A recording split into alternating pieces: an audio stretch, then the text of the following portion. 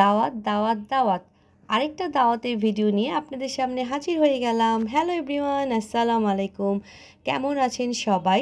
সামনে তো অনেক দিন স্কুল বন্ধ, অফিস বন্ধ। সবার কেমন কাটছে দিন অবশ্যই কমেন্টস করে জানাবেন।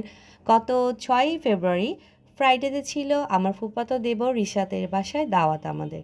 তো রাতে ডিনারের দাওয়াত ছিল, তো আমরা বের হয়ে গেলাম।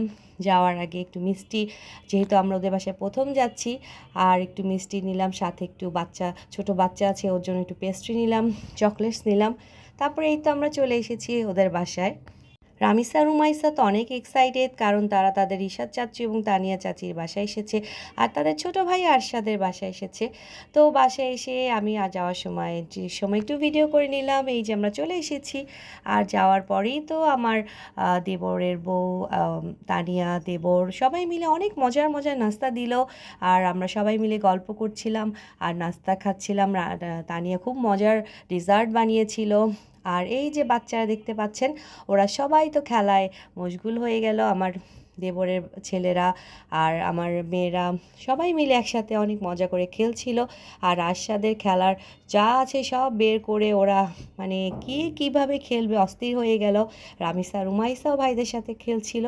এই যে ভাই বোনদের এই বন্ডিংটা আসলেই অনেক সুন্দর, আর এই সময়টা কিন্তু সবচেয়ে লাইফের বেস্ট পার্ট, কারণ ওরা অনেক এনজয় করে। আর ছোটোবেলার মতো বেস্ট লাইফ আর কিছু হতে পারে না। আর এখানে তো ওরা ওদের বড় বোনের সাথে একটু নাচানাচি করছে, কারণ ও তো এখন একটু বড়, ও তো আর ওদের সাথে এগুলো খেলা নিয়ে এখন মেতে ওঠে না, ও থাকে ওর মতো।